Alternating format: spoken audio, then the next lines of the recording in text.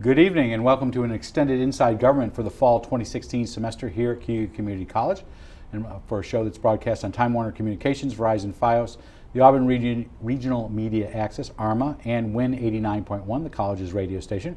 I'm your host, Guy Cosentino. We are delighted to have in the studio one of our favorite guests, Senator and Deputy Majority Leader John DeFrancisco, who represents parts of Auburn and KU County in the New York State Legislature. As a practice, candidates who are on the November ballot are not invited to appear on Inside Government unless they have an opponent, and then we do a forum. But in cases where there is no opponent, as is the case with Senator DeFrancisco this year, who was first elected to the Senate in 1992, some 24 years ago, we've invited him on for the next 45 minutes to an hour to have a conversation. In the spring, Senator DeFrancisco was named the Deputy Majority Leader after a close run for the post of Majority Leader after Senator Dean Skelos was convicted of corruption charges and had to vacate his seat. Over the next hour or so, we'll talk to Senator DeFrancisco about a whole series of issues, from the economy and corruption to some local issues, and maybe even a little bit of politics in there, since he attended the Republican National Convention in July in Ohio. Welcome back. Nice to see you. Thanks for having me. I say you're one of our favorite guests because you tell it like it is. So my instinct is we're going to get a little bit of that today. So let's talk about what's in the news, at least in central New York, and that's core development. Core, as you are well aware, has had several members, is a development corporation that does business throughout central New York, but mainly in the upstate, a lot in Syracuse. Has been, several of its executives have been charged by the U.S. Attorney on some corruption issues. First of all, do you think there's any end in sight in these Preet-Bharara, the U.S. Attorney, targeting issues? Well, not anytime soon. I think he would. He's now focusing on the administration after he focused on Shelley Silver in the Assembly and Dean Skelos in the Senate. And I think it's his feeling that he's rooting out corruption, and it's all throughout government, and he's going to keep following the leads anywhere that takes him. And so it doesn't surprise me, and I don't see any end in sight in the near future. So Core Development has donated to a lot of officials. Have you ever received donations from any of their? Yes, over the last 10 years, at about an average of about $300 a year, something like that. Anything in this recent cycle? I don't think so. I don't remember. I really don't Usually remember. They don't give money to guys who don't have opponents. Well, I don't know about that, but I've known them for some time. The principals in the company, always known them to be upstanding individuals and good contractors. And so my position on the whole thing is that I'm still kind of old-fashioned. I think you're innocent until proven guilty, especially when you're relying on the word of one person who was charged with the same offenses. And has cut a deal with the And U.S. has Attorney. cut a deal. This is Todd Howe. Todd Howe, and he has many incidents in his background where his credibility has been questioned at best. So it's a horrible thing. But he's also had a long-standing relationship with the Cuomos, plural. That's correct. Okay. That's correct. So if you had received anything in the last election cycle, would you have returned the money? What would you have done, held on to it? I think the best thing to do in any case where someone's charged, before you make any judgments on anything, you ought to see if there's a conviction. That's number one. And number two, I know for a fact that they've been contributing to me for years. There's never been a quid pro quo. There's never even a discussion about it. So by returning money, it's almost as if I'm saying there's something bad that I did with them, and there definitely is not. So at least for the time being, I'm going to hold things and see what comes out of this investigation and ultimate trial, if there is one. So you know where I'm going with this, because obviously some local officials and candidates have either returned the money or not returned it, have given it to charities. I think one incumbent, one challenger that represent KU County. The governor has come up with this where he's put the donations in a segregated account. Is there any, I know what you're saying, is there any good way, bad way to handle this? It almost sounds like you hold on to it until they're convicted, is what you're saying. These guys have all jumped to the conclusion you got to do something. Well, as far as the governor is concerned, you know, these individuals were close personal friends, and you know, I could see where, depending upon what happens, some of these donations may have to be confiscated by the courts and provided back to the government, that could happen. So I can understand his position that he's going to hold them. I don't understand his position that he doesn't know anything about anything. But that's something that will be determined. We're going to get to that. He doesn't seem to know anything about anything on a couple of and plus fronts. he's the biggest micromanager we've ever had in my time in the Senate as far as the governor is concerned. And so, with respect to the other candidates, I think it's almost like it's a good political move to show that you're so ethical that you're going to return something, even though you had nothing to do with anything, and these were legitimate expenses. So everybody's got to make their own decision. I made mine. So there has been a lot of talk for years, but a lot since the Sheldon Silver and the Dean Scolos convictions, which are right now pending appeals, for more ethics reform. Is there a need for more ethics reform? You know, everybody has their own opinion what ethics reform should be. One of them is public financing of elections. I think that's absurd. I think that we got enough requirements in government to pay for school aid. It could be for issues concerning transportation, to use taxpayers' money to support campaigns and ultimately support candidates who they don't agree with, who they think are part of the problem, I think is wrong. We've got disclosure laws. The disclosure laws, the financial aid disclosure laws that we have, the only thing I don't disclose are the blood types of my 8 grandchildren. And there's enough information that if there's a tie-in to some wrongful activity, the public knows about it. So it depends on what they're talking about, additional reform. And the proof of the pudding in my mind is that when you have both the majority leader of the Senate and the Speaker of the Assembly, and now people in the administration of the governor's administration who are all indicted, 2 already convicted, that there's existing laws that are taking care of this situation, and it's a matter of enforcing them. But every time you come up with another ethics law, it's never enough, number one, and it's like you're almost admitting that that everybody in the legislature are bad people. And there's enough on the books in my mind. And this has been going for years since I've been in the Senate. Every year is another ethics reform. That if you got enough on the books to prosecute those who are violating the law, then it's got to be a real good rule that and I don't see any that I've heard of that should be put into play. Let me ask you one question on Preet Bharara that just a little bit off kilter here. His appointment comes up. I think it's next year. He was a former aide to Senator Schumer, who may be or may not be the Senate Majority Leader.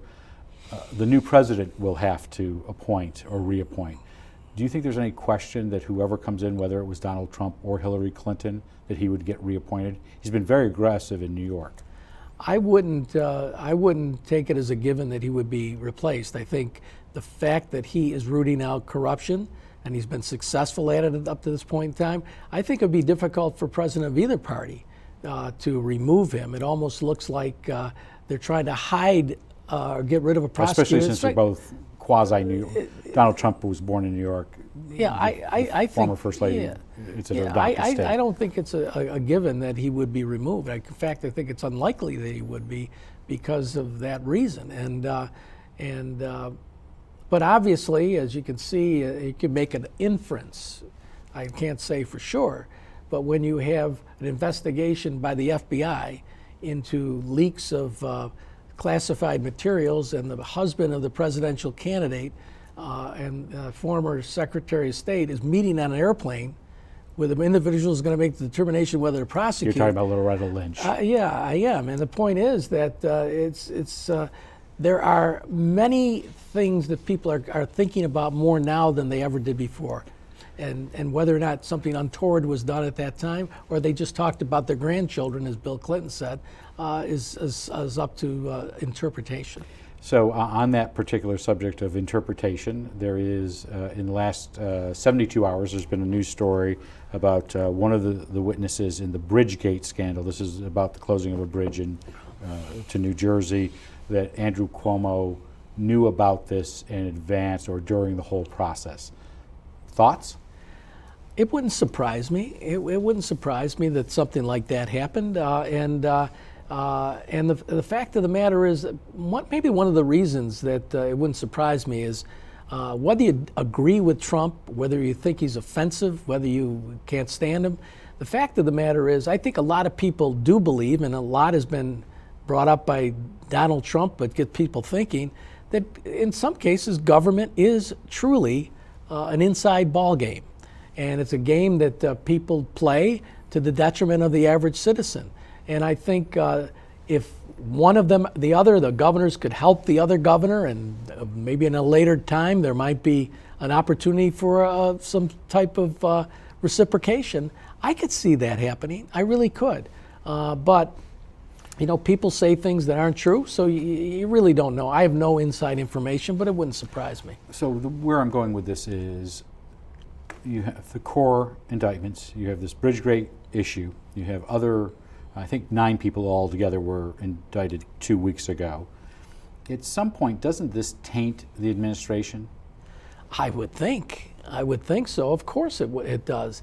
And this all goes down to this whole economic development program called Startup New York, where I voted against it because it's where companies could come in, get free taxes, income taxes for 10 years, the employees for 10 years, and companies are coming in, and there's this process of regional economic development councils.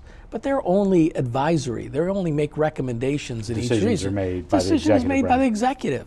So you got billions of dollars over time that are being directed at the direction of one individual. So with that process, it's pretty obvious that someone that wants to get a piece of the pie would want to be able to make sure that one individual is aware of them and that they would be friendly to that individual in one form or another. It may not be anything criminal. It may be contributions. It may be just access. So I think when you have a system like that begs for people to need to be friends with the person, the one decider, without any checks and balances, I think it's ripe for some kind of problems. So let's take the economic development pieces.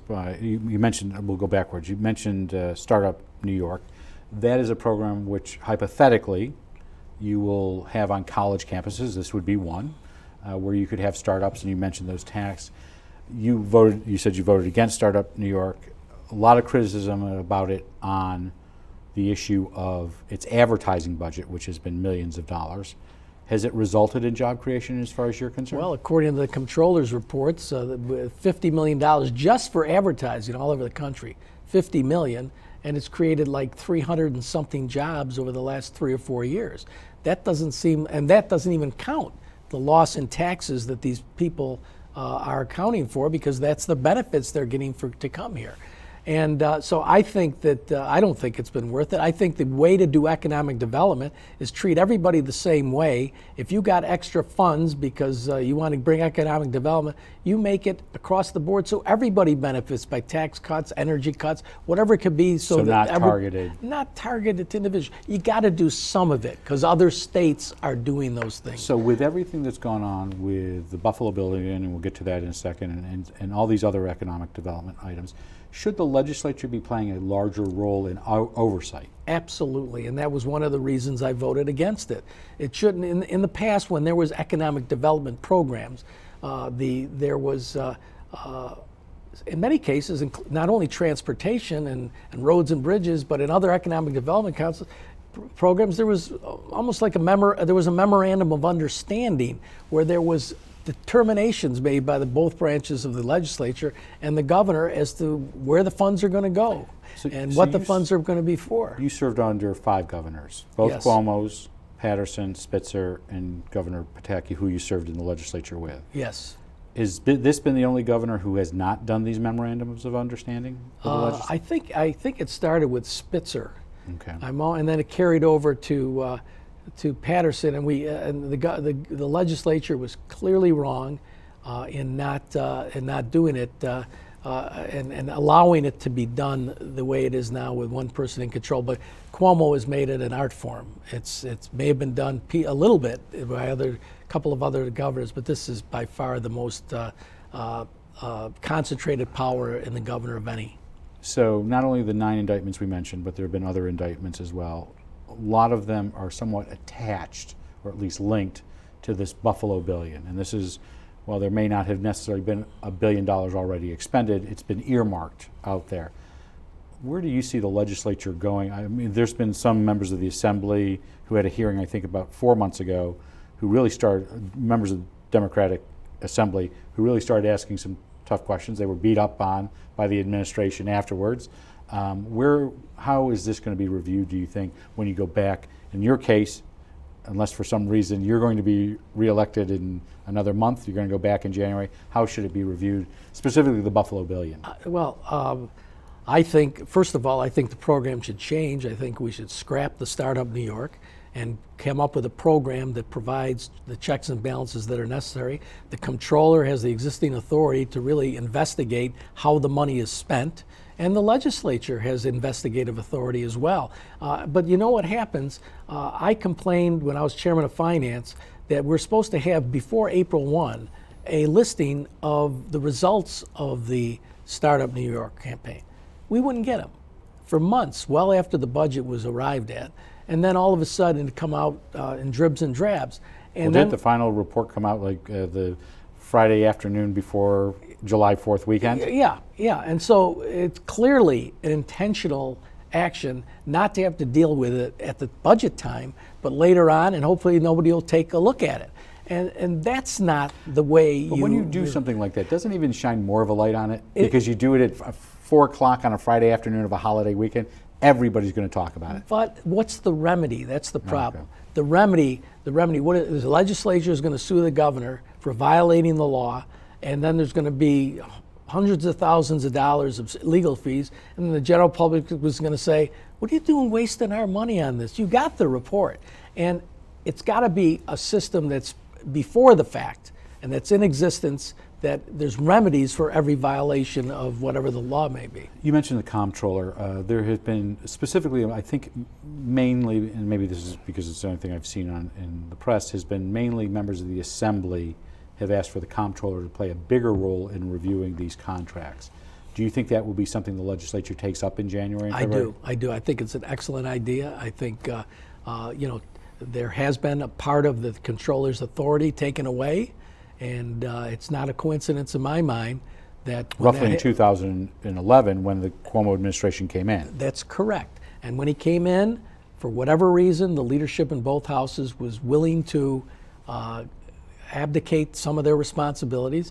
And the fact that in my mind, there's no coincidence that we end up having problems later on when the review is less clear by the comptroller and he doesn't have the tools he had before. So I definitely think that should be done. I want to get off ethics, but there is one item that's still pending in the legislature that the public had expected that most likely would have been approved by now, and this is these pension bills. Constitutional amendment. There's a Senate version, there's an Assembly version. This would be to take away pensions of people convicted of either a crime or violating the public trust. What's in the Senate bill that stands out for you that makes it a good bill? Well, first of all, we did this already. But you thought you had a deal? No. Even before that, it's got to be about 10 years ago. We passed a bill that became law that talked prospectively, future legislators. And the reason it was done that way, because the Constitution of the state of New York says you cannot impair the pensions of somebody that's already vested. So you can't change the rules ex post facto. So in order to get it done, you got to have a constitutional change by passing a bill in 2 successive legislative sessions, and then go forward for the public to make that determination. But the Senate thought they had a deal in the last budget. We did have a deal that the governor even agreed with. And basically, the main deal was that it should apply, what the Senate had a deal on with the governor and Assembly we thought we did, is basically it applied to all public employees. Then many of the unions were not happy about that why should it apply to us? We've got our contracts and we don't want it. And the Assembly carved out some public employees that would so that makes the differential. You need to have a bill that both houses agree on. Right, and besides, there's no logic behind taking some public officials out. Say somebody is working at a youth facility, and it's an employee that rapes a child or something. Now, isn't that as onerous as some of the things that some of the legislators are doing? That shouldn't that person have that same capability of losing the pension, because the pension is paid by the taxpayers for doing their job? Do you think the legislature, before the end of the year, will go back to vote on this particular item? I would be shocked. So it won't be on the ballot in 2017. The earliest it would be is 2019. That is correct. So one of the first times I ever heard you speak is you and I happened to be at a public hearing in about 20 years ago on a constitutional convention. I think we were in the basement of the On Center. Well attended. There was mostly 15 of us for that. Well, you have a good memory. So back then, you supported the idea of a constitutional convention. Voters are going to get to have a say in 2017. Is it still a good idea? Well, I think it's a good idea, but I think it's not going to happen. And the reason I think I mentioned that back then, if I didn't, I don't know why. But what happened, I had the good fortune of sitting next to John Markey in the Senate for several years. And John was in the Senate for 40 years plus. And he was a counsel to the last constitutional convention. In 69. In 69. Okay. And he explained to me that what happened was that the people that became delegates were either legislators or the legislators' staff or members of public unions that clearly did not want to change some of the most important things that should be looked at. And it may be teachers' tenure, it may be legislative reforms that the legislature is not looking for, like public financing Been of this elections. issue forever wild up in the Right. they get everybody who's against together. Right, and what ended up happening, there was a proposition changing this, that, the other thing, and rather than having separate issues to vote on, they were all lumped together in about two or three. They die of mass. They died because someone was unhappy with something in each of those things. And he just came out with a booklet, I think, about constitutional reform against it. In fact, we're trying to get him on as a guest, Mr. Markey. Oh, no, Senator Markey passed away. Then it's a different member of the Senate who was involved in the 92 event. So we're trying to get a different perspective on right, that. so that's basically what... So back to this issue of legislators, staffs, they can currently, under the current rules, they can serve both as a delegate and a member of the legislature, still get their pay. Exactly, that's what happened. How do you change that? Because I know the good government groups have said change it. The catch-22 is it's the Constitution calls for the process for a constitutional amendment, and it calls for who can be delegates. So you got to change the Constitution. So you got to get to that before you can get to the next one. Exactly. So what makes sense in my mind, the people asking for the Constitutional Convention, is there are things, processes like that got to change in order for there to be a realistic ability to do anything at a Constitutional Convention. And so it's a catch-22, but I just, the beauty of this year, of next year, 2017, is the voters decide.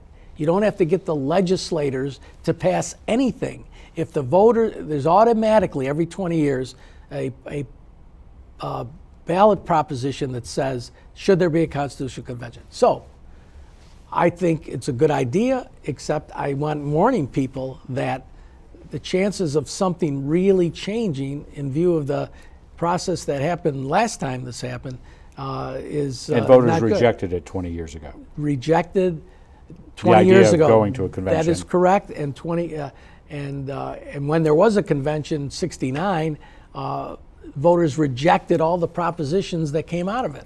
If I'm correct, the last one that was successful was like 1939, and that was for a small one or two. That was before I was born. Okay. No.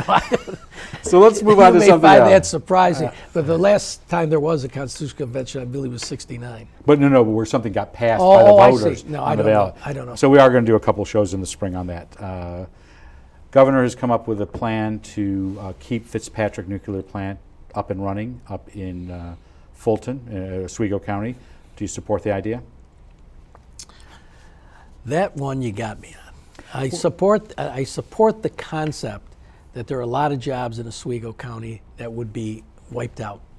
What concerns me are two things. Number one, this is a temporary fix, and there's probably an unlikelihood that it's going to be in around 4 or 5 years down the road. This is a temporary infusion of money. Yeah, so critics have said it's an $8 billion bailout of the industry by taxpayers over 12 years. Exactly. And I understand the loss of jobs, but I am more of a free market person that believes that if this isn't viable anymore, there's going to be other energy sources, clean energy sources that we're putting a ton of money in state government. Would you have done anything differently, anything on a financial basis? I think what I would have tried to do, whether it's doable, not being in on the negotiations, I don't know, but what I would try to do is to get some kind of commitment that it's just not a temporary bailout, but there'd have to be some kind of commitment that jobs would be retained, or there would be a substantial penalty, long term, or there would be substantial penalty and payback in the event that they weren't retained. Because opening it up this way, we may be paying $8 billion, the taxpayers may, and a few years down the road, it's gone anyway. Because that $8 billion will go out over that 12 years no matter what. Correct. The legislature, maybe in response to some items that the Attorney General, New York's Attorney General, went after these online gamblers, DraftKings and whatnot. The legislature passed legislation to say you can do online gambling. A, what was the legislation? B, did you support it? The legislation basically gave the authority that the Attorney General said was not in existence at the time, gave the authority for the government to allow it. I voted for it. Schneiderman the Attorney General had stopped them from operating for a period of time. That's correct, and I voted for it. The reason I voted for it is that people like it. People like it. They have the discretion over their funds, and why shouldn't somebody be able to use that form of gambling rather than go to Saratoga, or rather than go to a restaurant and take one of the lottery tickets or whatever it might be? There's gambling every place in the state of New York in different forms. Why should we tell voters and citizens that we just not going to allow this form? And there's obviously problems with gaming, but at this stage in our society, to say that we're against gaming, therefore we shouldn't do this, I think is a little bit naive.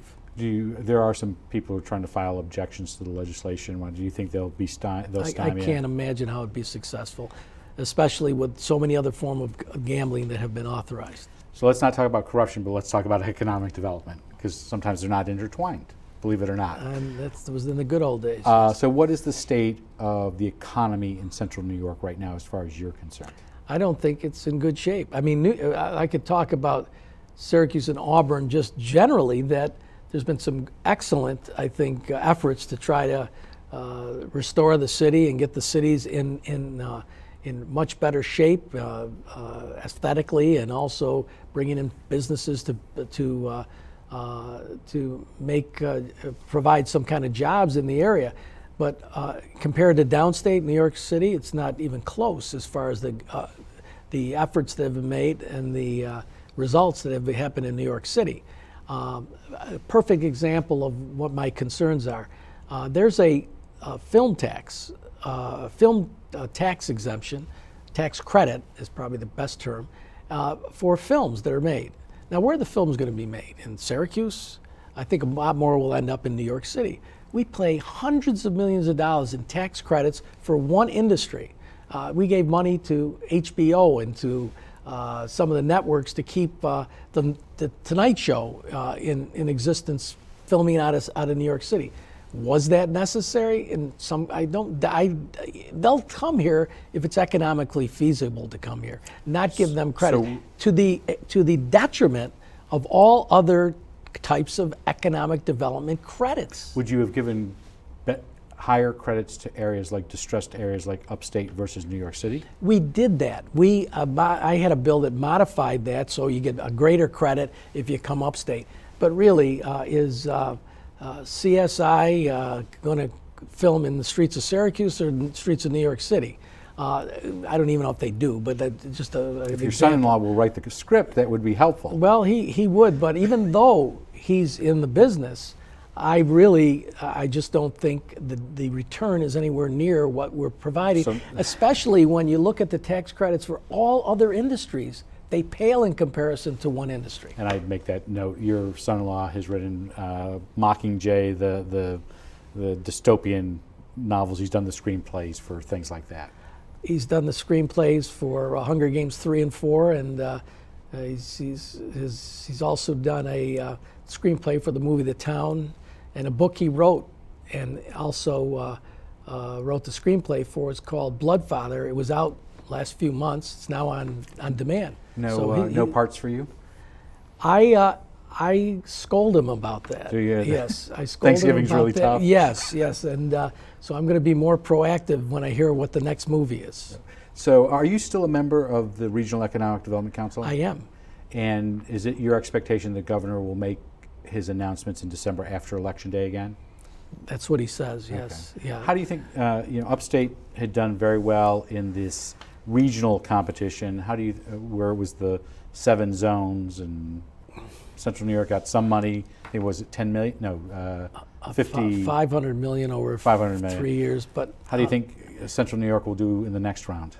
Well, it won't get that, and I think if you look at it honestly, where are the 3 main areas in the state that need most economic development? Southern Tier, Syracuse, and Rochester. And Buffalo's already got their gazillion dollars. And Albany's been taken care of. So when this big mystery of who's going to win these big grants, I predicted it when it was announced that there was going to be 3 big winners. It's as much political as it is competitive. And it should be said that the Red Sea is an advisory role, does not total advisory. And one thing that it's an example, and this is in my district, so maybe I shouldn't mention it, but I think the public really ought to know. We went through an economic development, a regional economic development council, and as part of that $500 million, we made all kinds of recommendation. And then all of a sudden, after it was done, $90 million went to this film hub. We never reviewed that. We never had any input on that. We never knew where it came from. The new amphitheater, it was not anything that was on anybody's agenda. It's a nice facility, but it was not anybody's agenda at the state fairgrounds. That is precisely my point. And my point is the concept sounds good, but it doesn't work because it's only advisory. And secondly, despite all of the study by a lot of people, including many people from Auburn and Cuyahoga County, despite all that, huge projects were being approved that never even came to light during the course of this process. So we've got to come up with a different process. I just want to let you know we're talking to Senate Deputy Majority Leader John DeFrancisco in this special 1-hour extended edition of Inside Government. We're covering a lot of issues that will affect the state not only this year but coming into the new year. One of those has been the issue of school funding. So this current budget, there was a giant increase in school funding and school aid. Mm-hmm. That allowed many school districts not to worry about the 2% tax cap because the 2% is not really a 2% because of the inflation and other issues, and we don't have to get bogged down in the weeds there. Do you think, with the legislature not up for re-election next year, and with inflation still being relatively low, at least according to the Fed, that schools can count on that type of infusion next year? I doubt it. I mean, that was a record amount of state aid for education, and there was just a report came out. New York State, I think, is number 1 in its education spending, $23,000 a pupil on average. At some point in time, there's just, you can only go to the well so many times. And when taxes keep going up, people leave. And you look at the flight out of New York State, it's scary. So do you see in that, sorry to interrupt, do you see in that districts should be prepared for tough year next year? Definitely prepared for less money. However, you mentioned the 2% tax cap or whatever inflation is, whatever is less. that's not something to slip over, because nobody, when we passed this thing, the cap, no one in their right mind thought inflation would go below 2% and come up with a inflation rate of 0.15, where school districts can only raise a few $1,000s by their own tax base. So I think that issue is ripe for reviewing review. whether the 2% is the right way, Correct. the mechanism. I asked that because I think you were on last time. The mayor had just given his State of the City speech, and he said, under the tax cap, we can raise $15,000. They'll give me half of a police car or 150 feet of blacktop. Not a lot to run a city on if you have labor agreements already in place. So with that, I ask this because, as you may be aware, I know you read the newspapers and the media reports, Cuyahoga County, the county government, and we're going to have Keith Batman, the new chairman, on next week, they have looked at some non-property tax revenue enhancements or fee increases. Forget whether those are good or bad. Is this the way, because of this 2% tax cap, that municipalities such as town, villages, and counties, it's the only way they're going to go to raise revenue? Well, they can also override the tax cap by a but they don't supermajority. risk re-election. Yeah, well, they don't want to risk re-election, but raising fees is going to put them in the same jeopardy. So either way, they're going to have to make a tough decision to raise taxes or to raise fees. But what I wanted to point out with respect to the tax cap, I think there ought to be some more exceptions to the 2%. If it's a 2% tax cap, I think a lot of municipalities and school districts would feel a lot better rather than 0.15. And I don't think the average voter realizes it's not really a 2% cap. So there's got to be some adjustments to allow localities to make some tax decisions that they can't make right now. Do you think that'll be an important part from at least the Senate Republicans in the budget this coming year? This Republican and met several other Republicans. Whether the whole group changes that, I don't know. The other issue that's come up recently when it comes to property tax has been these property rebate checks, and when they're, as he nods his head, these checks that would go. I'm shaking my head. Shaking your head. These were supposed to go, first of all, what are they? And they were supposed to go out this month. Are they going out this month? There's problems. I get calls every day of the week where people saying, I'm supposed to get my check, where is it? So we contact the tax department and figure out where it is. And some we're able to find them and they get them relatively quickly. Some were sent to the wrong address. The whole process, clearly, and no one is that foolish not to understand, to get a check from the government shortly before an election is a gimmick, I think. And if some people don't think. So was this going to all property tax payers or only those who were seniors with the STAR program? It's seniors or whoever gets the STAR program. So it's not. It could be seniors. So critics have said there are other ways to spend government money, and this isn't one of them. Cut spending. It's absolutely correct. If there's going to be a benefit, you got a STAR program. Somehow get the dollars indirectly to them rather than the actual checks going to them. A gimmick, no one buys it. Why? So I can call your office. We haven't gotten our check either. You can call. You can call. I'm in your district, so I won't. But I won't be calling. So okay. Let me talk about Cleveland. You went to the Republican National Convention in Cleveland. I did. Tell us about it. Well, it was my fourth one, and the other three, I was a delegate, and the other three, normally since New York is never in play in a Republican convention, because in a presidential race, it always goes Democrat. So usually the National Committee puts us in the cheap seats with Bob Uecker, and our hotel's usually 25 miles away. Now you're showing your age by saying Bob Uecker. Well, some of the old people will know that. So, but 25, and then we're 25 miles away.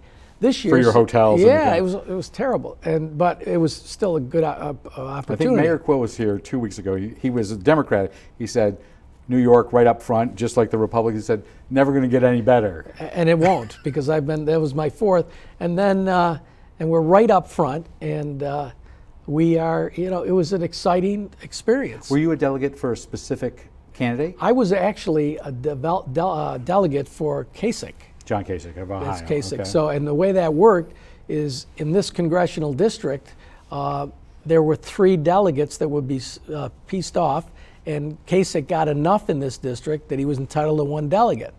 And then the chairman knew that I was the chairman of the congressional district, knew I wanted to go, and knew that I'd be a good delegate. And they said, but how about Kasich? I said, I don't care if I'm delegate, whoever it is, because ultimately the deal is already done. It was going to be Trump. So I happen to be a Kasich delegate. So for those who don't know what a delegate does or have never been to a convention, what does a delegate do? Well, we literally vote on the candidate when the roll call is taken as to who's going to be the representative of the party in the presidential race.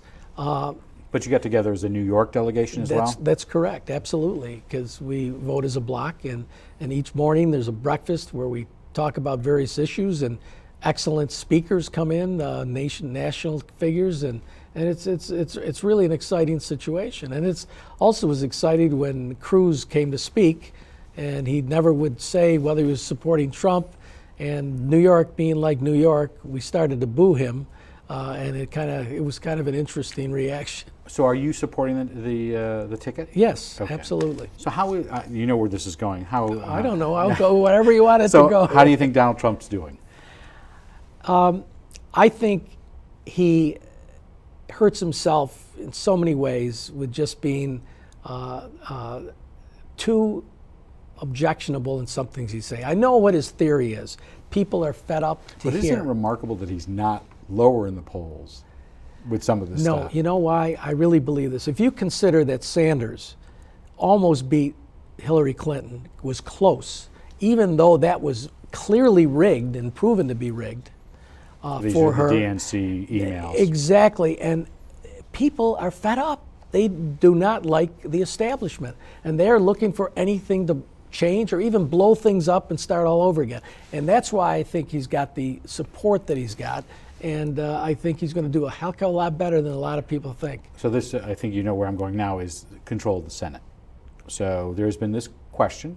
It was talked about, Liz Benjamin of the show last night talked about it on Time Warner, has been what impact will Donald Trump have on down ballot races. Critical here is the Senate's in play in New York. Right, and I did a debate at the Business Council convention about a couple of weeks ago with Mike Gianaris, who is the Democrat campaign committee person, and Liz Benjamin was the moderator. So we had the same discussion, and we agreed, Gianaris and myself, a lot's going to depend on turnout. And where is the vote going to turn out? I, for one, believe because the voter turnout for Republicans has been really low in presidential years. We don't have the enrollment, but even considering the enrollment, those that are enrolled don't vote. I think he's going to bring a lot of people out in the Republican Party that never voted before. So what is the current, the Independent Democratic Conference, what is the current makeup of the Senate? There's 23 Republicans, one Democrat that conferences with us, Simcha Felder. Okay. There's 5 independents. Brings you to 29. Is that what it brings me to? I think so. Okay, 24, and there's a couple 29, okay. 29, and then whatever the difference between 63 and 29 is how many Democrats. But it's interesting this year because Mike Pantapinto, who was in Buffalo, a Democrat, decided not to run, and we've got a great candidate out there, Jacobs. And but we've also got to hold seats. Mike Nozzolio retired. Pam Helming won the nomination, and we got to hold that seat. So there's seats we can win. How many seats do you think are in play then? Oh, I think there's Buffalo with Jacobs. I don't think Helming is really in play. I think there's a good Republican base out here, but she's still got to work and But Floyd Rayburn is also still on the ballot. Yeah, well. But we don't know if he hasn't responded to our invitation for a forum, but he's on the ballot at least. He's on the ballot, and so far, and we'll see what develops. But then there's seats on Long Island. Dean Skelis's former seat that Kaminsky, a Democrat, won in the special election. Very narrowly. But that's why that race in particular, if there's a bigger turnout with Trump supporters or Republican supporters, he's got a great chance of turning that all the other way. And then there's an open seat on Long Island that Jack Martin's had that's in play. So there's a lot of seats in play. But it could be that registered Democrats could have have enough seats, but you're still going to have that independent conference that are going to be, are they still going to be the kingmakers to a deal? I know you don't know until November. Well, let me put it this way. With Simca Felder and the other 23 Republicans, we had technically a majority.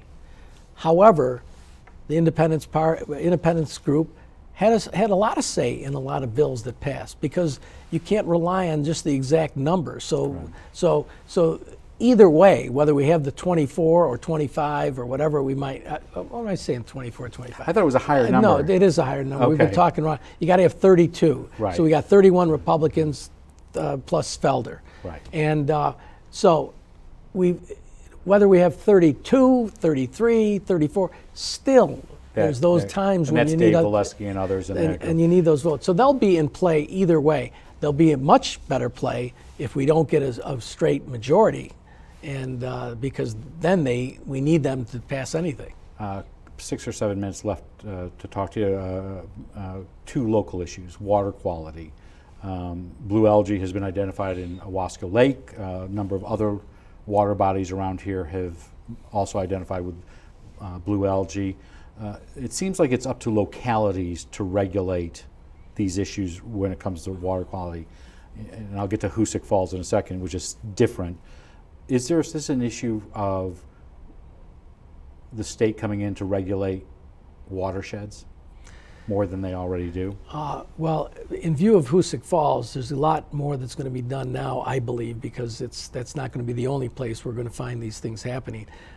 As far as Wasco Lake, we've gotten funding. I've gotten funding in order to help stem the pollutants that are going in the water. There's like 600,000 Yeah. that you and Senators Seward and others secured for here. Am I correct on that? Yes. And we're going to have the OWL people will be here in 2 weeks to talk about that. But But there that's is, not enough. I mean, obviously, it's a much more substantial problem, but at least got it started. So I think, especially the point I'm getting at, Hoosick Falls, there's a big So help. what for was this. the issue at Hoosick Falls, for those who may not know? But let me just finish this thought, because I'll forget it. Okay. What the problem with Hoosick Falls is that once Hoosick Falls got dollars from the state, dollars from the federal government, that opens the door for other so areas. financial issue. So Okay. additional finances.